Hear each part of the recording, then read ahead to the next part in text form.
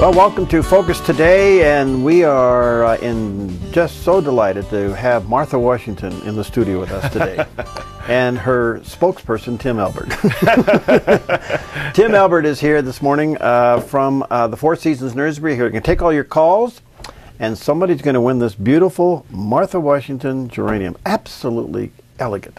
Yes, this is one of my favorite ones. When it comes to Martha Washington geraniums, they come in so many different colors and all, but this one here really stands out. And when I walked out into the greenhouse this morning to try to figure out which one of these beautiful things do I want to give away today, this one just jumped out at me. Well, and the color on it is just amazing. That white with that nice kind of a I don't know what you call it, a lavender pink almost center is just very, very pretty. And this guy's going to bloom all summer long. All right, and it's got some new blooms ready to come out. Now, I guess normally geraniums can take direct sunlight, but this one you're saying can take the heat, but not necessarily the hot direct sun. Correct. Yeah, and this isn't your typical geranium. You know, the standard geraniums, the zonal geraniums, the ivy geraniums, those types of things, they can handle quite a bit of heat and a lot of sunshine. The Martha Washington geraniums are a little bit different in that they'll handle the heat just fine, but the direct sun in the afternoon can definitely damage the foliage. So we recommend putting it in a spot where it's going to be a little bit protected from the afternoon sun. Okay. Hey, by the way, we're going to be giving this away towards the end of the hour, so if you'd like to get your name in the hat, give us a call, 776-5368, or toll free if you're along the beautiful Southern Oregon coast, if you're in Northern California, and over in the Klamath Basin, you're welcome to join us. The phone number is toll free at 1-800-373-5368. When you call in and ask Tim any kind of a question about what's going on in your yard, what you should be doing this time of the year, your name will go in the hat, and we will draw one name out coming up a little bit later on, and they'll win this beautiful Martha Washington geranium. Well, we are in the little bit of spring showers. We need them. I guess our water tables are down a little bit, so we need the showers. Yes, the rain would be great. Things are warming up. They are, and you know, we've had, coming off of a couple of weeks of beautiful, beautiful weather. It has just been incredible, the changes in the garden and the landscape right now. And as we're seeing, the plums are blooming right now, and the cherries are getting ready to. All of the pears are blooming, and just things are just really starting to move. And if you still haven't cleaned up from winter, you need to get out there. There's so much to do, and I say that because I'm still cleaning up from winter in my yard. Okay. Well, I want to talk about, should we get anything down while we're going to have rain for the next several days? So think about that. But let me take questions as they come in, and you're welcome to join us at 776-5368 or toll free 1-800-373-5368. Sherry, what's going on with your pond plants? Well, we wanted to know how to repot a water lily. It has totally come out of the pot. It's a huge root. It's more rectangular than round. Right. Right. Those are what we call a rhizome. And those rhizomes can be divided, and you can actually create more water lilies from that if you wanted to. You can leave it in that container, or you can repot it, or you can divide it, whichever you prefer. I had one in my pond at home when I had a pond at home, and it was just in a small container, but it overgrew and kind of came out of that pot, and by the time I pulled it out, it was about 3 feet long. So you can leave it in there several years if you want to, and they'll just continue to grow and do really well. But if it's taking over, you definitely can consider cutting it up. 6-inch, 6-inch pieces if you want to, and repot those, or repot one of them and put it back in. Just up to you. Thank you. Okay, You're thanks, welcome. Sherry. And this is the time to do that too. So yeah, if you're doing anything with your pond plants, you want to get those all cleaned up now. That's an excellent time for that. All right, 776-5368. Cindy, you have a bleeding heart? Yeah, I do. Well, I can get you some counseling with Patrick Doyle. So do I. Kindred spirits here. Yeah. and fortunately, it's not my heart. It's the bleeding heart plant I bought, Tim, about a week or two ago at your garden shop. Yes. And I put it in the shade here. And I have a neighbor just a few doors down that has 2 huge pots with these bleeding hearts in it. And they're just beautifully blooming, but she has them out in the sun. I mean, they're like in direct sun when we do have the sun out here. And they're doing just great. And she's got multiple blooms on her plants and everything. And I'm just concerned about, are there 2 different types of bleeding heart plants that one can take the sun and one can't? Well, there are different types of bleeding hearts, but all of them like the afternoon shade and actually fairly shady conditions. However, this time of year, because our sun is not very intense and the heat is low and humidity is up, they'll handle bright light just fine. So if you had it in a spot right now where it was getting a lot of light, in even full sun, it's going to do just great. But come summer, then we're going to see that there's going to be some differences there. Now, the one that you just purchased is a fairly young, small plant, and it's not going to produce a lot of bloom stalks right now, but it'll continue to produce a few. But next year, that will be much larger, and it will produce a lot more foliage, a lot more blooms for you, and that just continues to get bigger and bigger every year. When do they stop blooming? When it starts to kind of get warm, so usually right around the end of May. Okay. Yeah. All right. Well, thank you so much, Tim. Love your shop. Oh, thank you. Thank you. All right, 776-5368 is the phone number, and we have here a beautiful Martha Washington geranium. Somebody's going to win this at the end of the program, so when you call, your name goes in the hat. And if you're outside the immediate area, I'd love to hear from you. If you're listening along in the Coos Bay area, down around Bandon and Port Orford, or down in Northern California, over in the Klamath Falls area, listening or watching, give us a call, toll-free, 1-800-373-5368. All right, Mary. Mary's new to the area. Is that right, Mary? Yes, And you want to grow some carnations? I'd love to. Oh, goodness. I've got some beautiful carnations in the store right now. Yeah. So the answer is yes, you can grow them in this weather zone. Yes, carnations are very hardy, and they do really well here. They like an area where they're going to get lots of sun and pretty good draining soil, and they'll do just absolutely fabulous. I think there's probably 4 or 5 different colors available right now, and more coming in all the time. I'll have to come see you. Yeah, they're beautiful. Thank you so much. All right, thank you. You're welcome. All right, now they come in the pot. You put the whole pot in the ground, and Yeah, we'll pull the pot off. Oh, Yeah. do you? Oh, Half-life of plastic I is don't- kind of, long. maybe that's my problem. I was wondering why. But Thank no, you, Tim. I need self-esteem counseling now. green side goes up. Oh, really? Yeah. With the flowers, Yeah, the like brown, that one. brown There's- side goes down. and this little thing here comes out. Yes. Okay. All right, Stacy. Let's go to Stacy. She's standing by. And what about your petunia, Stacy? Well, I don't have any yet. That's my question. Tim, how soon can I get Sarfinia petunias to start in my hanging baskets in my greenhouse? You can start as early as 8 o'clock this morning. There you are. Yes, the Sarfinia petunias are in the greenhouses, and we do have the first set of them out and available. And I have to say, we are very, very happy to announce, too, that we have some new varieties of the Sarfinias, not just the big, long, trailing ones, but also a series now called Bouquet. And these are more mounding type, and you can actually create a really nice border by planting these in the ground. So, Wow. So not just the trailing, but the border type ones, and 2 colors in the double flowered ones, and these are amazing. The flowers look like big double roses. They're gorgeous. Wow, cool. Well, I know where I'm going on my lunch hour.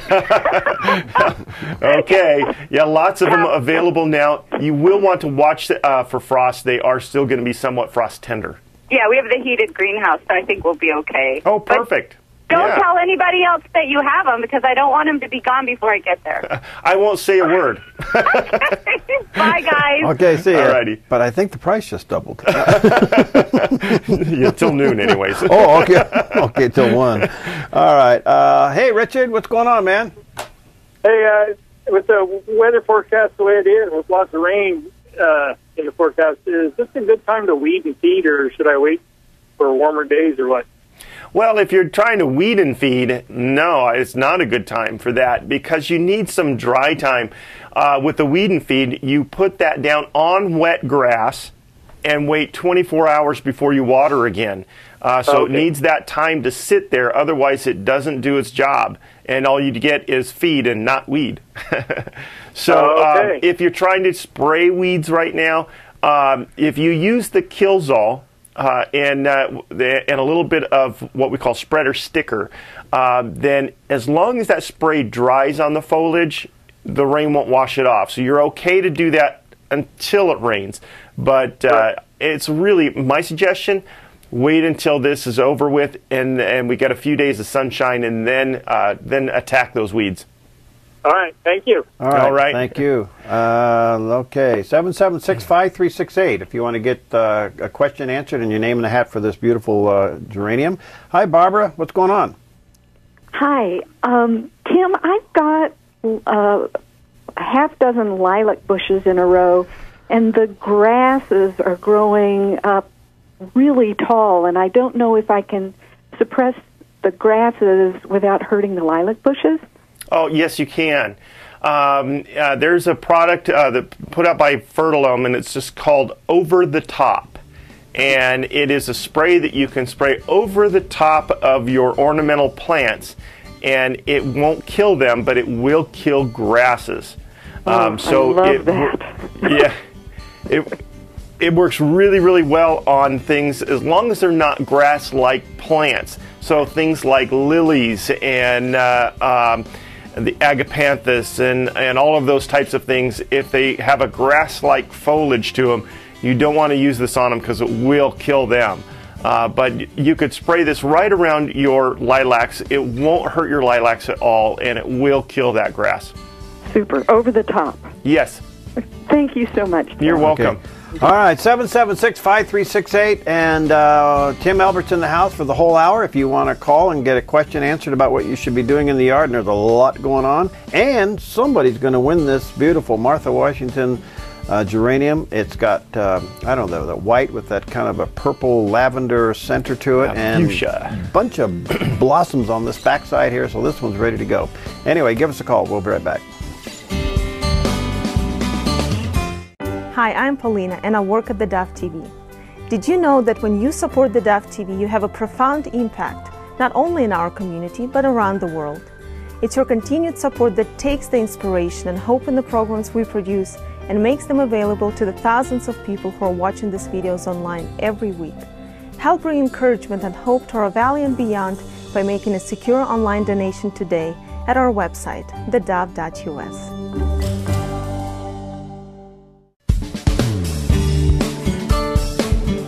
All right, we're back. Tim Elbert's in the house from the Four Seasons Nursery, and taking your calls, and everybody that calls in, your name will go in the hat. Somebody's going to win this beautiful Martha Washington geraniums here in front of us. And the store is open 9 to 5? We're actually now open 8 to 6, starting our spring hours. That happened the 1st of April. Okay. So we're 8 to 6 every day, but you know what? This year we're doing something a little bit different. We're going to keep our Sundays at 9 to 5, and hopefully I won't get a visitor slip next time I go to church. So. Well, that would be nice. Yeah, they're not asking you to sign the guest book, right? Right. Okay. All right. So 8 to 6 Monday through Saturday, 9 to 5 on Sunday, and they got everything. It's just wonderful out there. We're here taking your phone calls. Let's see if we can squeeze them in here. Hi, Eileen. What's going on? Well, I have these 2 strawberry barrels. They're good size with all the little cups around them. Yeah. First, I planted them with strawberries. Mm-hmm. I tried to just water from the top. I had to keep watering the little cups. The ground turned to rock. So yeah. I dumped them all out, put a different kind of plant mix in, and the next year I had those cactus that look like rosettes that make little baby roses. Yeah, the hens and Looks chicks. pretty, but the ground turned to rock again. What do I put in there? And I'd love to plant them with those new petunias that you just talked about. Oh, yeah. Well, goodness, if you put those petunias in there, you won't see the pot anymore. I won't what? I won't see the pot. Oh, is that the new one, the bouquet or whatever you called it? Yeah, even the bouquets, I mean, they still get very big. They don't trail a lot, but they still get very big. Oh, I see. But what would you recommend? Well, you know, there's a lot of different things that you can put in those strawberry jars. But to address your situation with the watering, one thing that you can do is get a piece of PVC pipe and drill some holes in it all the way up and down the pipe, and put that in the center of your planter. And then put your soil in around, and then when you water through that tube, and that will allow that water to go out in all directions. I got the picture. That was, yeah. Yeah, well, that'll really, really help. And then, you know what I like to do in the strawberry jars are herbs. And you can put several different kinds of herbs in there, and then as you're, you know, barbecuing or something, you can just trim off little pieces and use it. So that's my favorite thing for the strawberry jars. Okay. Well, I'll be in to see you. I still want to see those petunias. I want some of those. Yes, definitely. And what's the name of them again that have the large bloom? Well, there's the Surfinia petunias. Okay. Okay, I'll see you soon. Okay. Thank you so much. You're welcome. You're going to be busy at noon. All right. Hey, Wayne. Yes, I'm here. What's up, man? Yes, I was just calling. My wife wanted me to call and check with you. We have about a 5 to 6 foot area on the north side of a 2-story building with a 6-foot fence, and she has some pots hanging along the fence. But what would be a recommendation where you have mostly shade and some sunlight in the afternoons? But we're just looking for something that would hold up under those conditions. Okay, in pots, and you're getting some sun in the afternoon from about when on? Oh, probably late afternoon, 3 o'clock plus. Okay. And are you looking for just some shrubs to put in there? Well, it's basically, they're small pots, so any type of plants that she could put in these pots. They're hanging from the fence. They're, you know, secured with metal hangers, and the pots are hanging out away from the fence. I see. Okay. Well, you know, there is a really nice new plant. It's been out for a couple of years now, and it's a type of New Guinea impatiens, and it's called sun patiens. And we just got a few of those in this last week or so. And they are really nice in that they will grow in that shady location, and they'll handle quite a bit of sun as well. So I think that would be a perfect fit for that. And they come in lots of different colors. I think there's 5 or 6 colors or color choices available. So that would be one. And then if you wanted something that was a little bit more trailing in those, add some of the bacopa. Bacopa has a brilliant white flower. They also come in a pink and a lavender color, but I like the white. And you can kind of mix that in, and so you'd have the impatiens above with the white trailing below, and I think it would be beautiful. That sounds real good. Well, listen, I really appreciate your help on this, and thank you. And we've been out there to your shop a number of times, and you do a great job with the way you have things organized out there. Oh, thank you.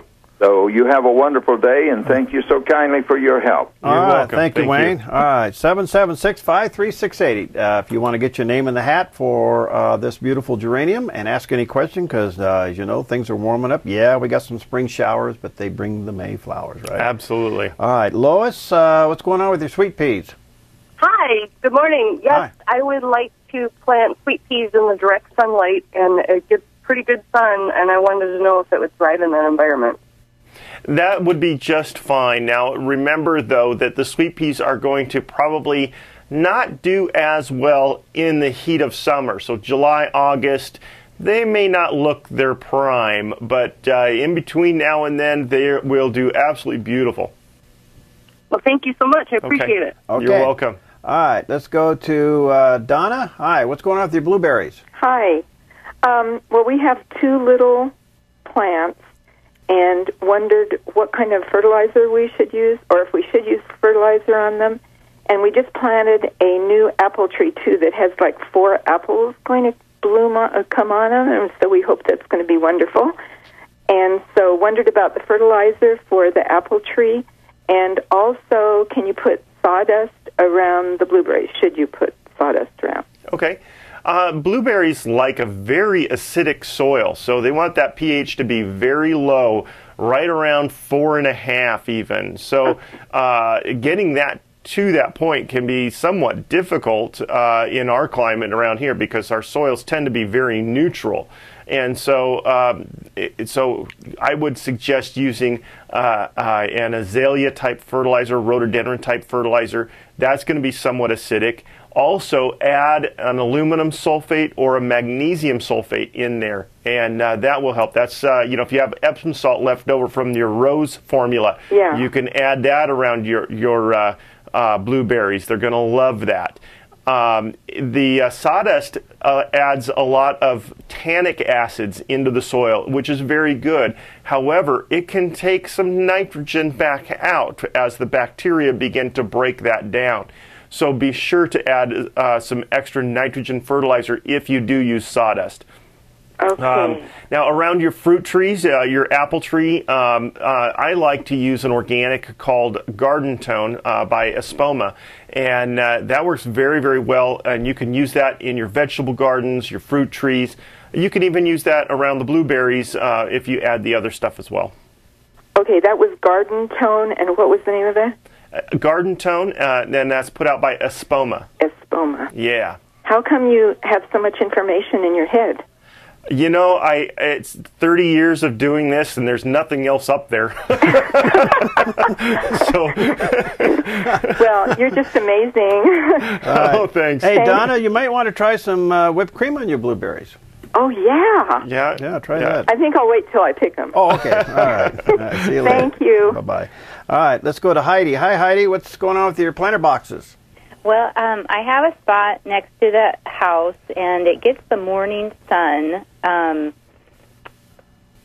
it just needs to, it's pretty weedy. So what do you suggest, like putting down maybe first after, or should I kill the weeds with something and then start? Yeah, that's probably a good idea. If you're wanting to plant in there right away, then just go through and hoe out the weeds and get rid of them that way, physically remove them, and then you can get in and plant, and then cover with a good mulch to keep any new ones from coming back. You can also use a pre-emergent at that time as well to help keep the weed seeds from germinating. Okay, it might have even some clay in it, the soil. If that's the case, you may want to add some good soil compost or something. One that I've really enjoyed working with is Black Gold Soil Conditioner, and it comes in a big bale. And we switched out to that one last year because it just is an incredible product, and I've really enjoyed using that in my garden and around my plants. It feels good, smells good, and just is full of all kinds of goodies. Okay. So mix that in as you're planting, and that'll help. You know, we've got just got in a big load of beautiful rhododendrons, and they are going on sale. So okay. Yeah. Okay, and then I also just, your last lady, you said put Epsom salt on the blueberries. Yeah, the Epsom salt is a good source of sulfur, which will reduce the pH of your soil. So you can use that around your blueberries, and they will love it. They do great. Just straight Epsom salt, and like just mix it in like a fertilizer. Yeah, if you're using it, remember it's not a fertilizer, so it has no nitrogen or anything with it.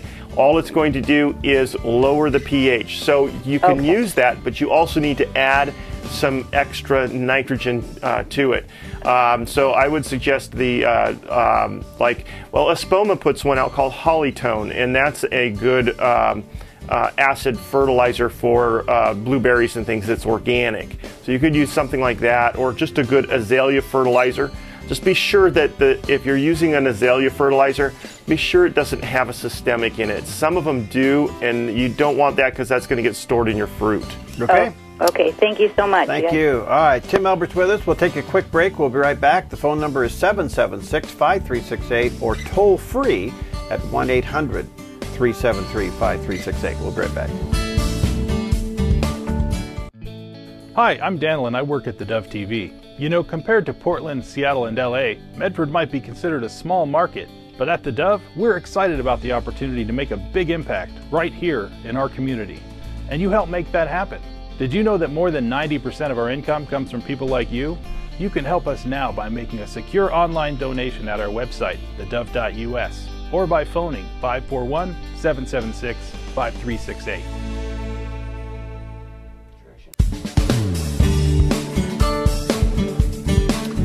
Well, it's like going to horticulture college when Tim's around. He heads up the Four Seasons Nursery out there on Crater Lake Highway. You go on out Highway 62, get off on Violas Road and hop over to the frontage road. Go up just a few bits and you'll see the beautiful nursery. And they're open 9 to 5 Monday through Saturday. Excuse me, 8 to 6 Monday through Saturday. Yes. And 9 to 5 on Sunday. There we go. And as you call in today, your name will go in the hat. Somebody's going to win this beautiful Martha Washington geranium. All right, I want to get back to the phones because, Kathy, you've been very, very patient. Thank you. What's going on with your baby asparagus? Are you there, Kathy? Oh, hi. I'm sorry. I didn't hear my name. Oh, that's right. You fell asleep. You were sitting there so long. Well, after many years of anxiously waiting and planning, I finally got a raised bed in with asparagus. And some of them are not coming up at all. Well, I've got another one that's about 15 inches tall. But some of them are shriveling when they get an inch or two tall. And I don't understand because right next to it will be one that's perfectly healthy. And the soil mix I've got in there is fabulous, compost and topsoil and so forth. And I tried calling another business in town, I will leave unnamed, that sells plants. And they said, you've got an environmental problem. I said, well, they're right next to ones that are healthy. So what could be causing this? Well, that could be a sign that they're in too deep. So you want to make sure that... That's from the same crown. Oh, on the same crown. Yeah. Oh, okay. I'm sorry. So you have like one stalk will come up and shrivel, and another stalk will come up and be just fine, and that's all on the same plant. On the same crown. One's hogging the energy. Yeah, side by side. Yeah.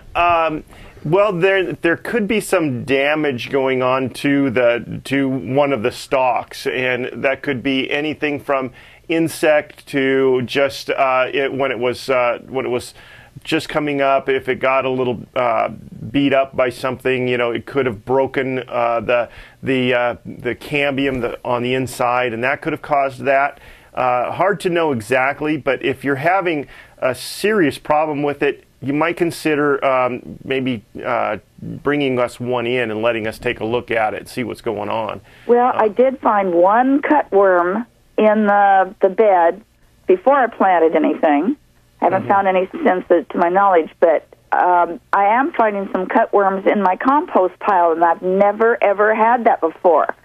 And I don't understand why. Many years of composting, I've never had a cutworm problem, and now I'm finding all these in the compost, and it's like, where are they coming from? Yeah, are you sure they're cutworms? Well, they sure look like it. Are they green? You kind of. Yeah. A little bit, kind of greenish white. Okay. Can you bring us a sample so we can see for sure what that is? There is a good control for cutworms and things like that. It is called spinosad. It is all a natural product, so you can put that on and be confident. But I would say that yes, that could certainly cause some problems with your asparagus, and maybe why you're seeing some damage there. But I'd like to know exactly what it is. It shouldn't be cutworms this early, but with the warm weather, it really doesn't surprise me. Yeah, they're hard to say with this year. Yeah. Thanks, Tim. Okay. All righty. I guess you could look around the lips of the cutworms, huh? For some asparagus. Yeah, you can look around and see what they've been eating. Yeah. Okay. Hey, okay. Hi, Janet. What's going on with your azalea? Okay, I got it about a year ago, and I didn't bring it in, with frost outside, and it's gotten frosted, and of course it's not blooming or anything. What do I do to bring it out of it, or is there anything? Well, you have to sing to it. Yes. I could try, but it might not like it. Yeah, if it dies, well, No comment. Right. It'll come out on its own. Just keep it watered and fed, and it should do just fine. Is it getting budded up and ready to bloom? No, not at all. And is this one that was you had indoors? It was blooming indoors? No, it was always outside. Okay. It bloomed once, and that was it. Okay. Then just leave it alone outside. Keep it watered. I wouldn't fertilize right now. Wait until it actually produces some flowers. And some varieties are later blooming than others, so we could go clear into May without seeing any blooms on it. Okay. Is there anything, because I haven't fed it anything ever, and I probably should have. Ever? No. Do you feed your kids? Water, that's it. You're a terrible mother. I know. We'll get you some counseling. Call me later. I'll get you some couch time with Patrick. Yeah, right. Definitely you're going to want to feed it, but don't do it right now. Okay. Just water now. Just keep the soil evenly moist. It will come out of it. If it's just frost damage, it should send up some brand new leaves and look good. It's just going to take a little bit of time. Okay. And then when it starts doing that, then what's the best kind of fertilizer for it? Well, if you're going to leave it in a container, use the Fertilome Geranium Hanging Basket and Pansy Food, and it's a good, well-rounded liquid soluble fertilizer. So you just mix it with water and water your plant with that every couple of weeks or so, and you'll be fine. All right, thank you. Okay. All right, thanks, Janet. All right, let's go. Bye. Okay, let's go to Sandy. Hi, Sandy. Hello. Thank you for taking my call. Yeah, what's up? Well, I have a lot of deer, and I love flowers, and I was hoping that you might have an idea of what kind of flowers I could plant that they would leave alone. Are you looking just for some summer annuals, or are you just thinking something more perennial that comes back year after year? Well, either. Okay. Yeah. Well, there's a lot of different choices, and I'll name you a few, but you can also go to our website, and on our website is a guide for deer-resistant plants, and it lists them by shrub, tree, vine, perennials, annuals, etc. And so you can go in there and print that list off anytime you'd like. Our website is, of course, www.fourseasonsnurseryonline.com, and that's all spelled out, F-O-U-R. As far as perennials go, there's a ton of different things that'll work. I like the cone flowers. They love the sun and the heat, and they bloom all summer long. So that's a really good one, along with lavender, rosemary. Any of your herbs are very pungent, and they don't like those, and so you can put herbs out. As far as annuals go, it's a little early yet, but zinnias are really good ones that are very deer resistant. Oh, so, good. and there's other choices too. So check out that deer resistant guide on our website. Okay, thank you so much. All right, you're welcome. Thank you. All right. Hey, Jack. Hey. What's going on with mothballs? Well, this was from the Grants Pass Garden Club yesterday, and it was good information, but it also posed a question. All right. And the good information is this lady poured mothballs down a gopher hole and chased off the gophers because she was told to. Mm-hmm. She said it worked. But her question is, now what's that going to do to my soil? Yes, and that is a good question. Of course, if you're organic gardening, don't use mothballs. They're definitely not organic. And the chemicals that are in there, I believe it contains some benzene in there, which is not real good for the soil. So if you were just doing a little spot here and there, probably not a big deal. Not going to see any major damage. But I wouldn't go out and buy any 50-pound bags of mothballs. No. Definitely over a period of time, yes, the chemicals that are in that can be damaging. Okay, so if you're not going to plant anything there, use mothballs to chase away the gophers. Yeah, you can do that, and again, I wouldn't use the mothballs for that in any long-term type of a usage. But yeah, the gophers definitely don't like them. Yeah. So now there are some other things that are easier on the soil, and fairly inexpensive and easy to put down. There's the Fertilome Molgo, which is a granular product. They also carry it in a a liquid as well. But very easy to apply and does a great job keeping the gophers and moles away. Okay. Okay. All right. Thanks, Jack. Thank you. Okay. Hi, Linda. What's going on? This is the second house that I've planted hostas, and both times I have not had any good luck with them.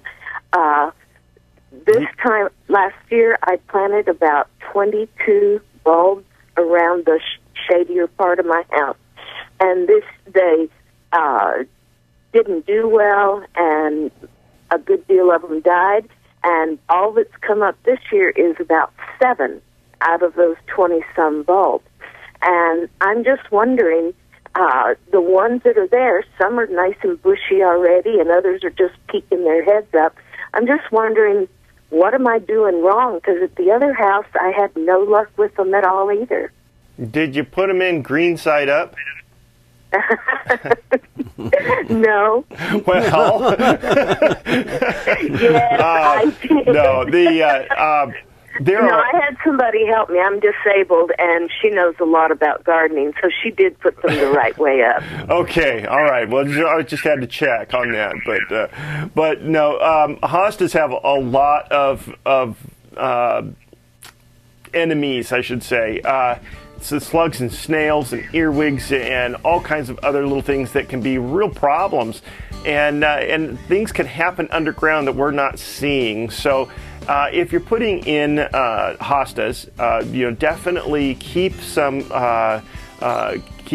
slug, snail, and insect bait around, because you're going to need it.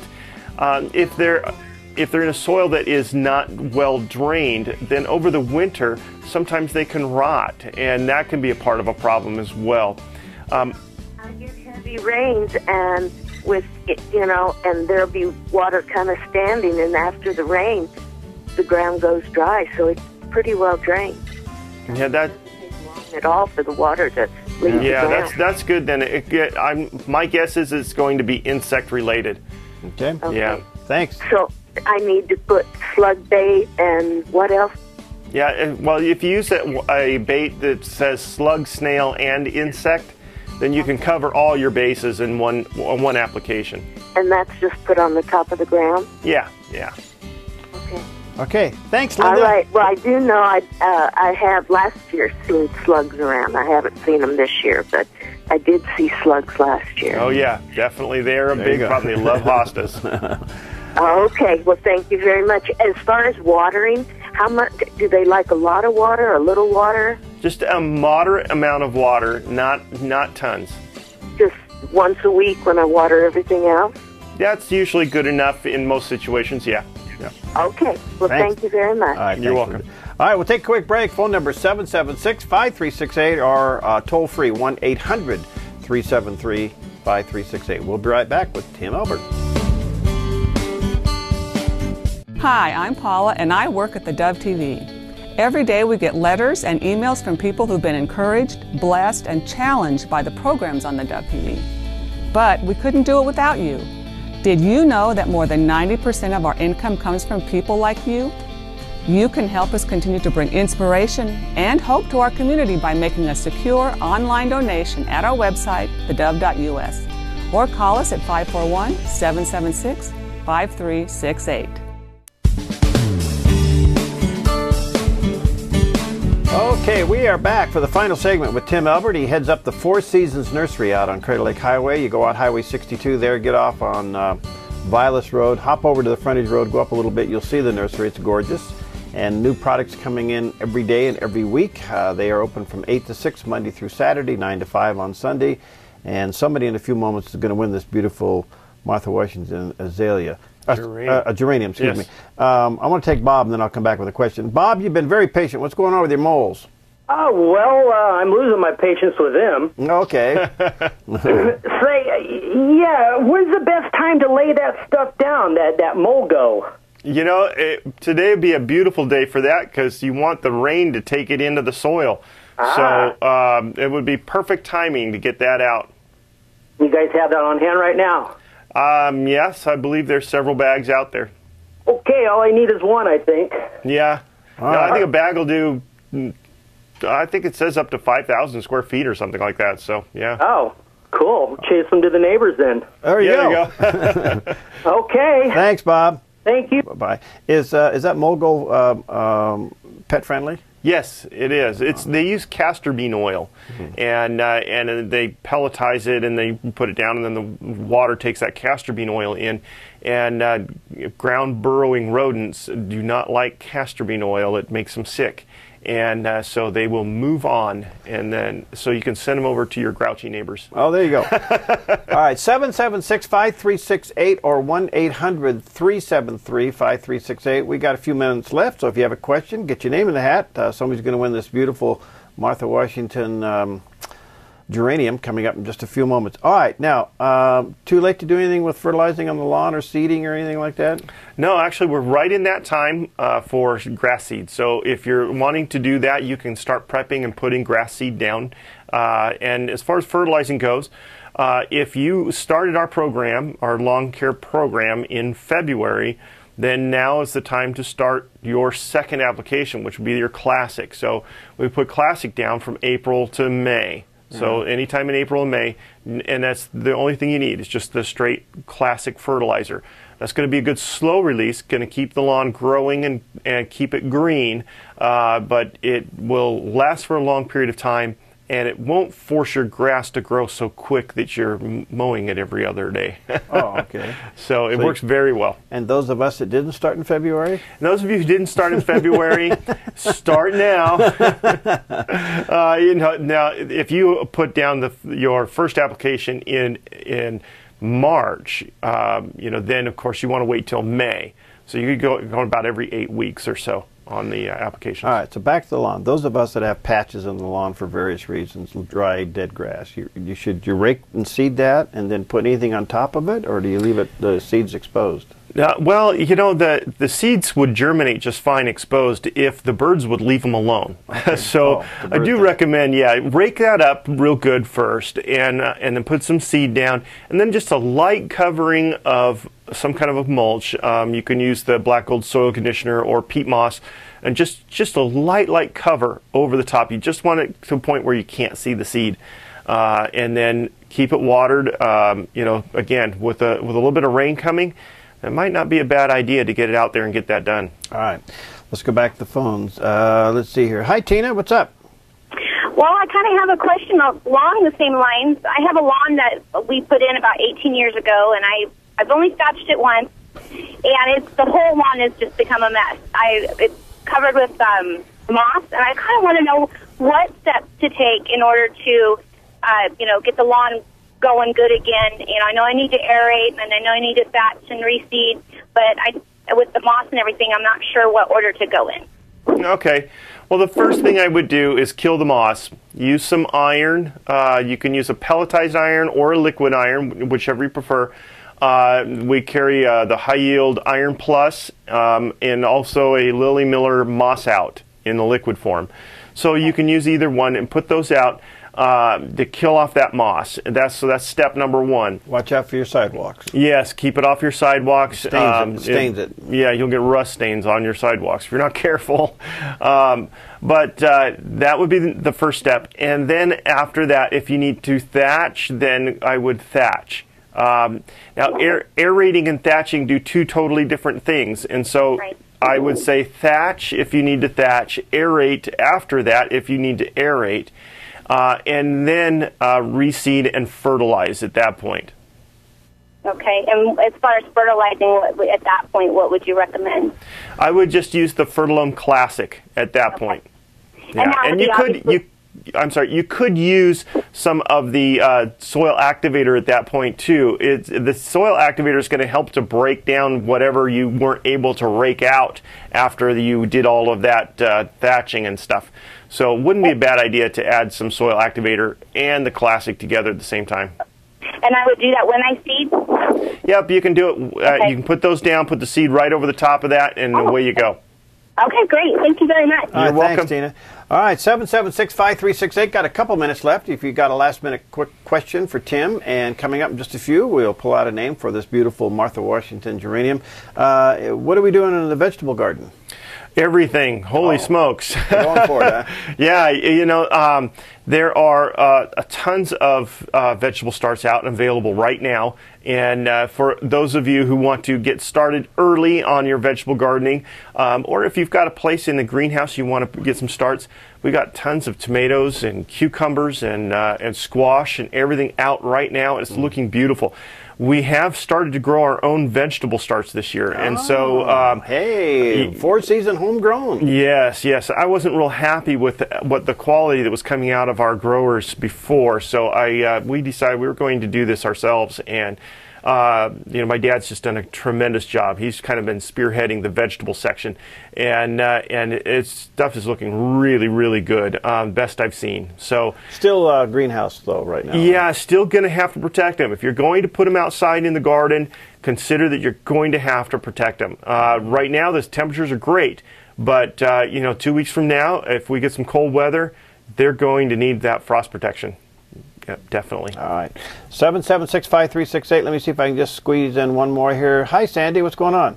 Well, it's a glorious day, and I just was wondering what I could do about dandelions. Plant them. No, don't plant them. You can eat them.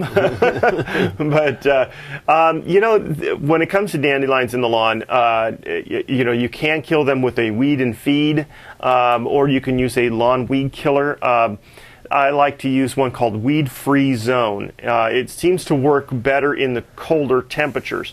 But with the rains that are coming, I would say just wait until we get a few days of sunshine and then attack that problem. Oh, wonderful. Okay. Thank you so much for all your information. Okay, thank you. Have a glorious day. You too. All Bye-bye. right, bye. All right, so, yeah, I'm sorry. Yeah. Nobody likes those because they can get out of control. Right? That's right. They tend to go a little on the crazy side. Bare root season over or coming to an end? Bare root season is finishing up. There are a few things still available, but they're starting to leaf out. And once they start to leaf out, then we have to hold them.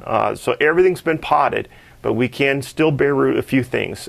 So if you really are in a hurry, want to get something done, yeah, you want to do that probably this week. Give us a list of the color in the shop you got there. You got obviously some geraniums. What else you got going? Well, we just got in some beautiful candy tuft. You know, that's the bright white flowers. Some gorgeous ones in 1 gallon for $5, and so that's really nice. We have the lithodoras. I like putting lithodora and candy tuft together. Lithodora has a bright blue flower, and you get that with the white, and you kind of mix it together. You can even add in some of the creeping phlox with this brilliant pink blooms right now, and you've got stunning ground cover right there. So really, really nice that way. The ranunculus are still blooming and looking really good. Petunias are coming on, snapdragons. We still have pansies available. Goodness, how much time do we have? I got another minute. What do you put into for a ground cover on hard soil that would work? On really hard, dry soil? Yeah. I like sedum. And they come in a myriad of different styles and colors. So you can just choose all different kinds. You can mix them up in there and whatever, but they're kind of like a succulent. And I've actually taken pieces of them, chunks of them, and just thrown them out, and they just grow. In fact, in some of our shopping carts, if you look down at the bottom of the shopping cart, where a piece of one has fallen, it started to grow. So we have this sedum growing in our shopping carts. It's kind of funny, but it's just a real hardy plant, and a great one for that. I'm going to mix these up. Somebody's going to win this beautiful geranium, Martha Washington geranium. I'll let you draw in there and draw a name out, and who's it going to be? I've got one. It is Stacy, our first caller. All right, Stacy. Yes. Well, there you go, Stacy. You just won yourself a beautiful Martha Washington geranium, and out there at the Four Seasons Nursery, 8 to 6, Monday through Saturday, 9 to 5 on Sunday. Tim's going to the early service on Sundays, getting reacquainted with his pastor, so that's a good thing. Anyway, they got everything you need to know, everything you want for your garden, so check them out. Hey, thanks, bud. All righty, thank we'll see you next time. All righty. Okay.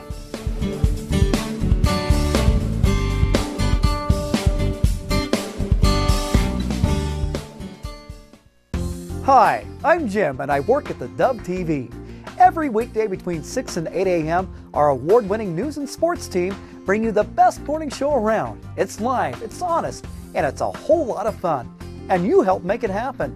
Did you know that more than 90% of our income comes from people like you? You can help us continue to air local programs that share your voice by making a secure online donation at our website, theDove.us.